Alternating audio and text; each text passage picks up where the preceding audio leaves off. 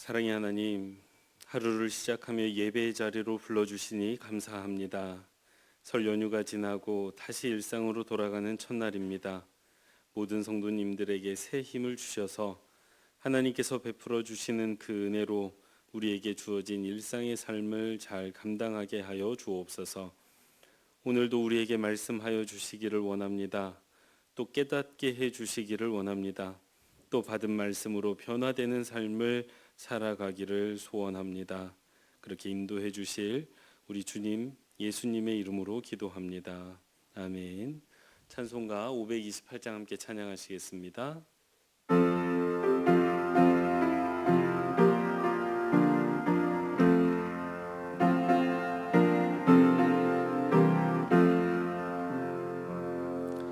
예수가 우리를 부르는 소리 금성 부드러워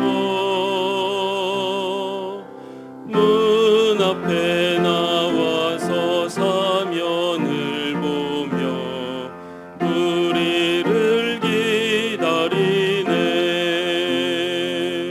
오라 오라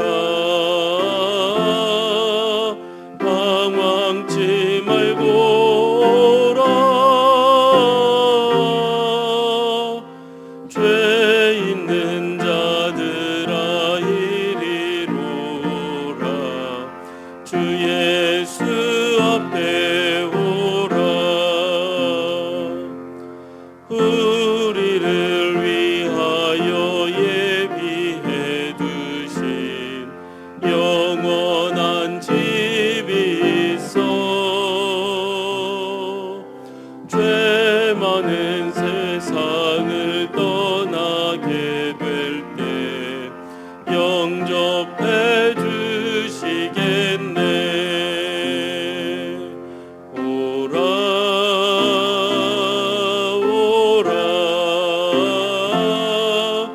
방황치 말고 오라. 죄 있는 자들아 이리로 오라. 주 예수 앞에 오라. 아멘. 조성분 권사님 기도 인도해 주시겠습니다. 사랑의 하나님 아버지 감사합니다. 설 명절을 주님의 은혜 가운데 잘 보내게 하시고 아멘. 다시 새로운 일상을 허락하여 주시니 감사합니다. 아멘. 온 세대의 영적 회복과 부흥을 이루는 교회로 잘 세워나가게 하옵소서. 아멘. 담임 목사님을 중심으로 하여 부목사님과 온 한종직과 모든 교인들이 뜻을 모아 주님의 기쁨이 되는 빛과 소금 교회 되게 하옵소서. 아멘. 하나님 아버지, 교회의 많은 행사들이 준비되어 진행하고 있습니다. 과정을 주님 지켜주셔서 안전하게 하시고 은혜 충만케 하옵소서. 아멘. 이 시간 은혜의 말씀을 사모합니다. 오늘도 함께 하실 주님을 의지하며 우리의 소망이 되시는 예수님의 이름으로 기도드리옵나이다. 아멘. 오늘 함께 살필 하나님의 말씀은 마가복음 2장 13절에서 28절의 말씀입니다. 한 절씩 교독하시고 마지막 절은 합독하겠습니다. 예수께서 다시 바닷가에 나가심에 큰 무리가 나왔거늘 예수께서 그들을 가르치시니라. 또 지나가시다가 알페오의 아들 레위가 세관에 앉아 있는 것을 보시고 그에게 이르시되 나를 따르라 하시니 일어나 따르니라. 그의 집에 앉아 잡수실 때에 많은 세리와 죄인들이 예수와 그의 제자들과 함께 앉았으니 이는 그러한 사람들이 많이 있어서 예수를 따름이로라. 바리새인의 서기관들이 예수께서 죄인 및 세리들과 함께 잡수시는 것을 보고 그의 제자들에게 이르되 어찌하여 세리 및 죄인들과 함께 먹는가? 예수께서 들으시고 그들에게 이르시되 건강한 자에게는 의사가 쓸데없고 병든 자에게라야 쓸데있느니라. 나는 의인을 부르러 온 것이 아니요 죄인을 부르러 왔노라 하시니라. 요한의 제자들과 바리새인들이 금식하고 있는지라 사람들이 예수께 와서 말하되 요한의 제자들과 바리새인의 제자들은 금식하는데 어찌하여 당신의 제자들은 금식하지 아니하나이까?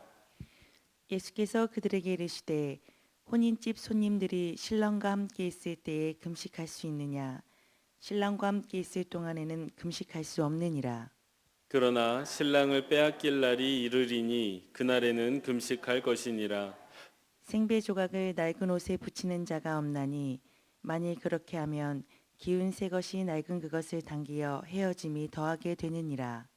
새 포도주를 낡은 가죽 부대에 넣는 자가 없나니 만일 그렇게 하면 새 포도주가 부대를 터뜨려 포도주와 부대를 버리게 되리라. 오직 새 포도주는 새 부대에 넣느니라 하시니라.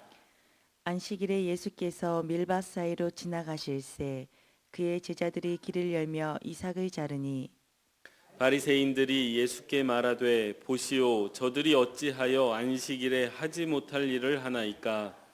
예수께서 이르시되 다윗이 자기와 및 함께한 자들이 먹을 것이 없어 시장할 때에 한 일을 잊지 못하였느냐. 그가 아비아달 대제사장 때에 하나님의 전에 들어가서 제사장 외에는 먹어서는 안 되는 진설병을 먹고 함께한 자들에게도 주지 아니하였느냐. 또 이르시되 안식일이 사람을 위하여 있는 것이요 사람이 안식일을 위하여 있는 것이 아니니 이러므로 인자는 안식일에도 주인이니라. 아멘. 매일 기도에 오신 여러분 환영합니다. 설 명절 잘 보내셨는지 모르겠습니다. 이제 설 연휴 마치고 이제 돌아가는 첫날이 가장 힘들다고 하는데 하나님 주시는 은혜로 또 일상의 삶 잘 감당하시는 모든 성도님들 되시기 바랍니다. 오늘 함께 살필 하나님의 말씀은 17절 말씀입니다. 함께 합독하도록 하겠습니다. 예수께서 들으시고 그들에게 이르시되 건강한 자에게는 의사가 쓸데없고 병든 자에게라야 쓸데가 있느니라. 나는 의인을 부르러 온 것이 아니요 죄인을 부르러 왔노라 하시니라. 아멘. 첫 번째 기도 제목입니다. 주님이 찾으시는 사람은 능력 있는 의인이 아니라 은혜가 필요한 죄인임을 아는 성도 되게 하옵소서. 다시요. 같이 한번 읽겠습니다. 주님이 찾으시는 사람은 능력 있는 의인이 아니라 은혜가 필요한 죄인임을 아는 성도 되게 하옵소서. 아멘. 아멘. 규칙 없음이라는 책이 있습니다. 아시는 분은 아실 텐데 요즘 이제 세계적인 기업이 된 넷플릭스라는 회사가 있습니다. 이제 동영상 서비스하는 회사인데요. 이 넷플릭스라는 회사가 원래 미국의 작은 기업이었습니다. 근데 이제 근래 한 10년, 15년 새 아주 급성장한 그래서 세계적인 기업이 된 회사인데 이 규칙 없음이라는 책은 이 넷플릭스라는 회사가 어떻게 이렇게 세계적인 기업이 되었는지를 분석한 책입니다. 크게 세 가지를 이야기하는데 그 중에 하나가 사람을 뽑는 원칙입니다. 이 회사는 사람이 필요하다고 해서 뽑지 않고요. 자신들이 원하는 뛰어난 인재가 발견될 때에만 사람을 뽑는 것으로 책에서는 설명하고 있었습니다. 그러니까 많은 사람을 평범한 많은 사람을 뽑아서 회사를 운영하는 것보다 더 많은 급여와 혜택을 줘야 되지만 소수의 뛰어난 사람을 뽑아서 그 사람들을 모아두는 것이 회사에 더 이득이 된다라고 설명을 하고 있습니다. 이처럼 모든 회사들은 자신들이 원하는 사람이 누구인지를 인재상이라는 이름으로 설명을 하곤 합니다. 그래서 이 설교 준비하면서 우리나라 회사도 당연히 있겠지 하고 찾아봤더니 있습니다.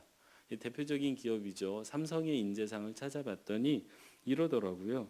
창의적인 인재, 글로벌 인재, 도전적 인재, 전문 인재 이 네 가지를 말하고 있었습니다. 그러니까 삼성이 원하는 사람은 누구입니까? 이렇게 빠르게 변하는 이 세상에서 이전에 남들이 하지 못했던 창의적인 생각을 전문적인 지식을 가지고서 우리나라에서만 통하는 게 아니라 전 세계에서 통하는 제품 그것을 만드는데 주저하지 않고 도전할 수 있는 사람을 삼성이라는 회사는 찾고 있었습니다. 그래서 삼성도 넷플릭스와 비슷하게 인재제일주의라는 것을 표방하고 뛰어난 사람을 뽑으려고 애쓰고 있는 것을 볼 수 있었습니다. 그렇다면 우리 예수님은 어떠셨을까요? 예수님께서도 이제 신약이라는 새로운 시대를 여셔야 하는 막중한 사명이 그 어깨 위에 있었습니다. 그래서 예수님께서도 사람을 필요로 하셨고 사람을 뽑으셨는데 예수님께도 특정한 인재상이 있으셨을까요? 이렇게 넷플릭스나 삼성이 가지고 있었던 인재상처럼 예수님도 있으셨는지, 그 인재상이 있으셨는지를 보면 분명하게 인재상이 있으셨습니다.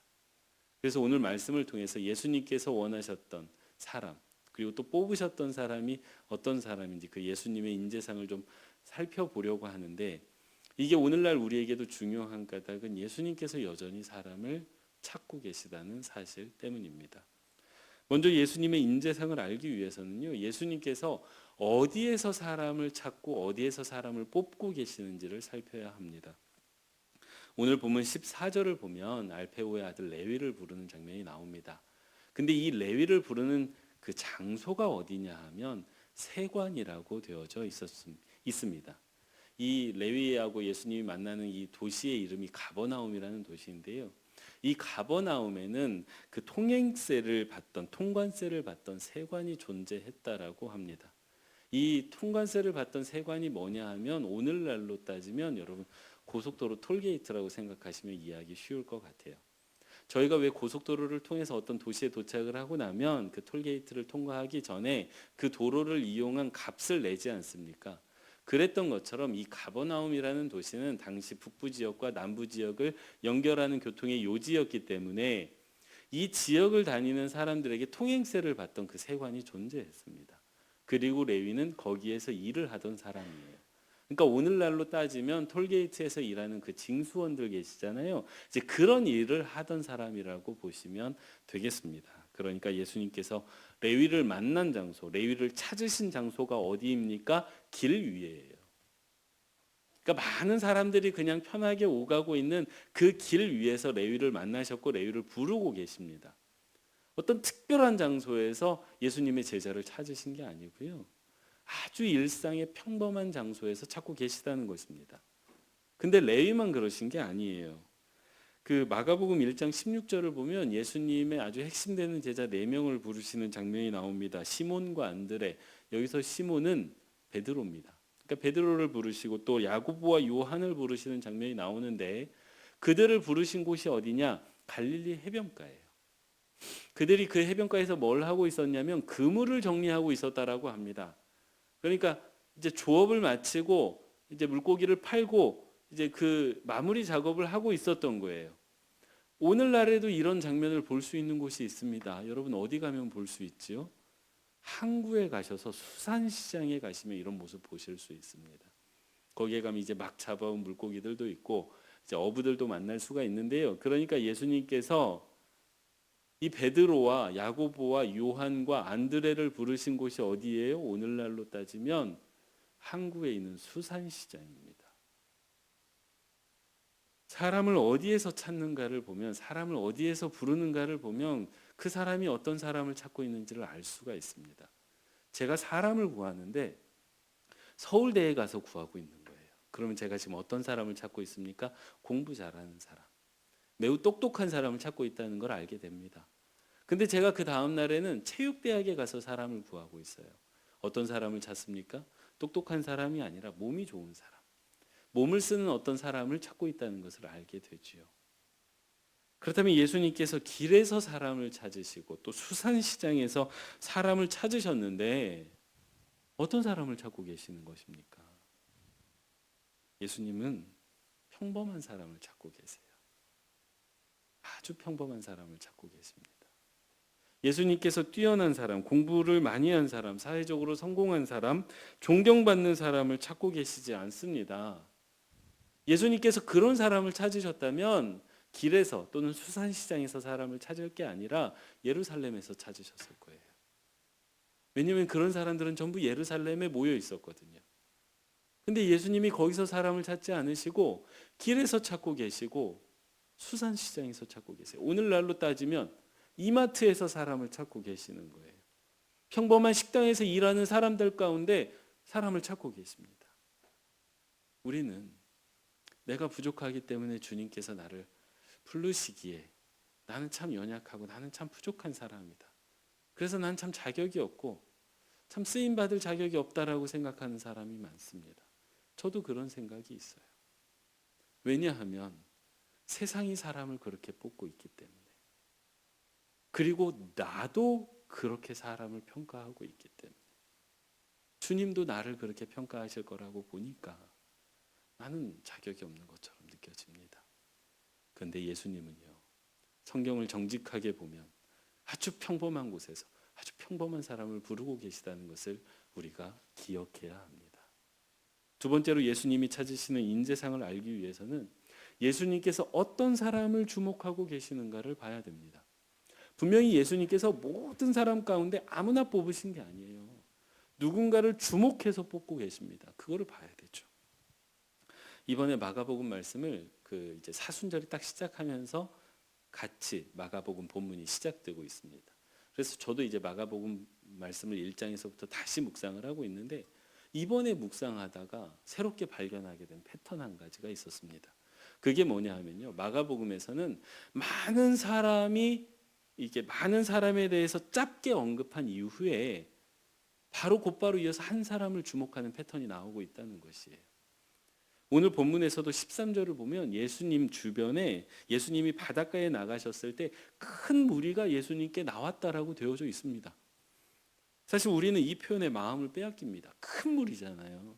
많은 사람이잖아요. 왜냐하면 우리에게는, 저에게는 많은 사람이라는 사실이 중요하기 때문입니다. 여러분, 저 참 인간적인 사람입니다. 여러분이 어떻게 저를 평가하시든지 간에 저는 진짜 인간적인 사람인데요. 실제로 제가 인도하는 예배에 평소보다 사람이 한두 사람이라도 더 왔다, 성도님들이, 그럼 기분이 좋습니다.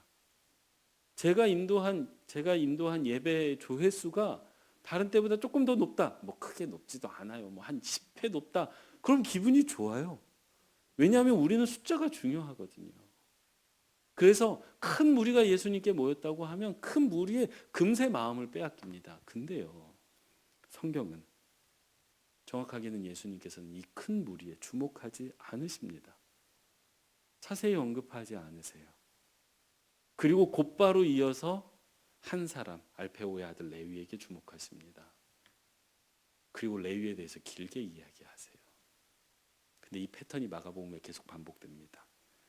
1장 21절 이하를 보면 예수님께서 회당에서 처음 설교를 하셨어요. 많은 사람이, 무스 사람이라고 표현되어 있는데 무스 사람이 예수님의 가르침에 놀랐다고 되어져 있습니다. 기분이 좋지요. 근데 더 이상 언급하지 않으세요. 그리고 곧바로 이어지는 한 사람에게 주목하는데 귀신 들린 사람입니다. 1장 35절 이하를 보면 모든 사람이 주를 찾았다라고 되어져 있어요. 그 마을에 있는 모든 사람이 주님을 찾아왔습니다. 얼마나 기분이 좋습니까? 근데 거기에 주목하지 않으세요. 곧바로 이어서 나병에 걸린 사람 한 사람에게 집중하십니다.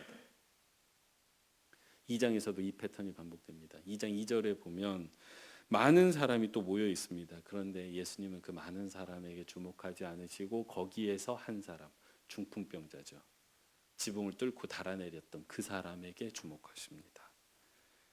예수님이 집중하고 예수님이 주목하신 사람들이 누구입니까? 죄인이라고 손가락질 받던 알페오의 아들 세리입니다. 알페오의 아들 레위입니다. 누구에게 집중하셨습니까? 귀신 들린 사람이에요. 누구입니까? 나병 환자, 중풍병자입니다.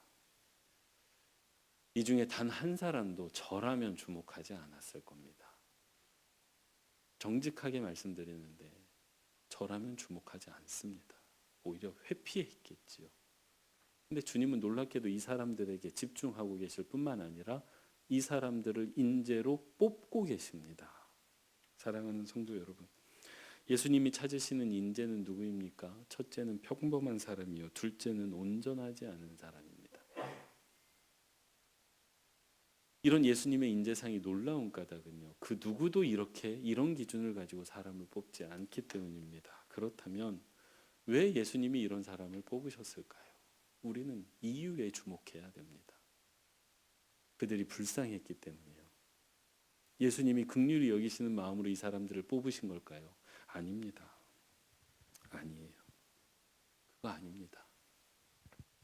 이 사람들을 왜 예수님께서 뽑으셨는지를 보려면 이 사람들이 가진 공통점을 찾아야 되는데 한 가지밖에 없습니다. 이 사람들은요, 자기가 새로운 시대를 여는 예수님께서 뽑으시는 사람일 거라고 단 한 번도 생각하지 않았을 거예요.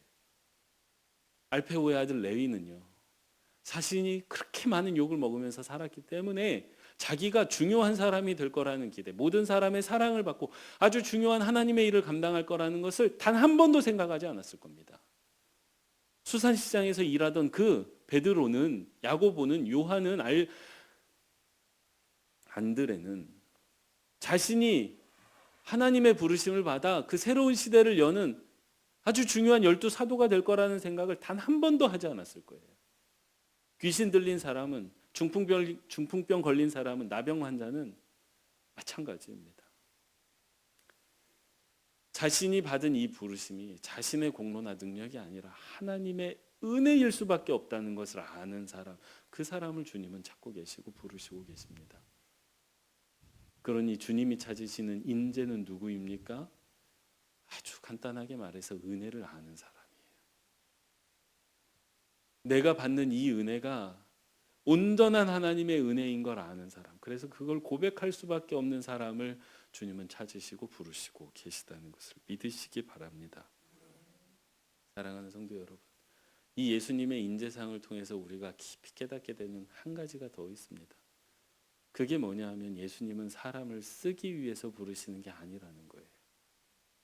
예수님께서 어떤 일을 하기 위해서 사람을 사용해야 됐다면 예수님도 능력 있는 사람을 뽑으셨을 겁니다.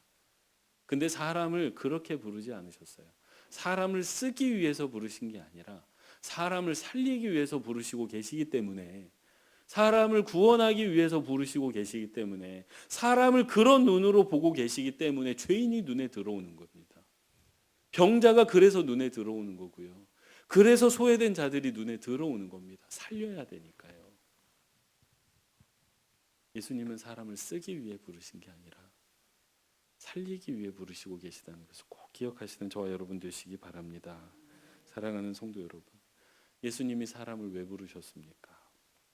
그 부르신 이유를 알아야 됩니다. 은혜 주시기 위함이에요. 은혜 주시기 위해서 저와 여러분을 부르고 계십니다. 그래서 그 예수님의 부르심에 응답한다는 것은 그 은혜로 살아간다는 것을 의미하고, 그 은혜로 말미암아 하나님의 일에 동참한다는 것을 뜻하는 것을 꼭 기억하시기 바랍니다. 교회가 찾는 사람이 누구입니까? 능력 많은 사람 아니에요. 공부 많이 한 사람 아닙니다. 교회가 찾는 사람은 일상의 평범한 삶을 살아가지만 하나님의 은혜를 깊이 아는 사람, 그 사람을 통해서 하나님께서 교회를 세우고 계심을 꼭 기억하시는 모든 성도님들 되시기 바랍니다. 기도하겠습니다. 사랑의 하나님, 자격 없는 우리를 은혜 가운데 불러주시니 감사합니다. 내가 그 주님의 은혜가 너무나도 필요한 사람인 것을 깨닫고 그 은혜를 사모하며 나아가는 모든 빛과 소금 교회 성도들 되게 하여 주옵소서. 하나님, 설 연휴를 지나고 다시 일상을 시작하는데 혹 우리 성도님들 설 연휴 기간 동안에 좋지 않은 일이 있었거나 마음 상하는 일이 있었다면 하나님, 하나님의 사랑과 은혜로 잘 치유하여 주시고 잘 흘려보내게 하여 주옵소서. 가족 간에 나누었던 사랑은 남기게 하셔서 오직 사랑으로 그 따뜻한 기억과 새 힘으로 하나님 일상의 삶을 잘 감당케 하여 주옵소서. 사순절 기간을 보내고 있습니다. 이 사순절의 기간 동안 주님을 더 가까이 하는 모든 성도님들 되게 하여 주옵소서. 이 시간 하나님의 자녀들이 올려드리는 기도를 들으시고 응답해 주시기를 원하오며 사랑 많으신 예수님의 이름으로 기도합니다. 아멘.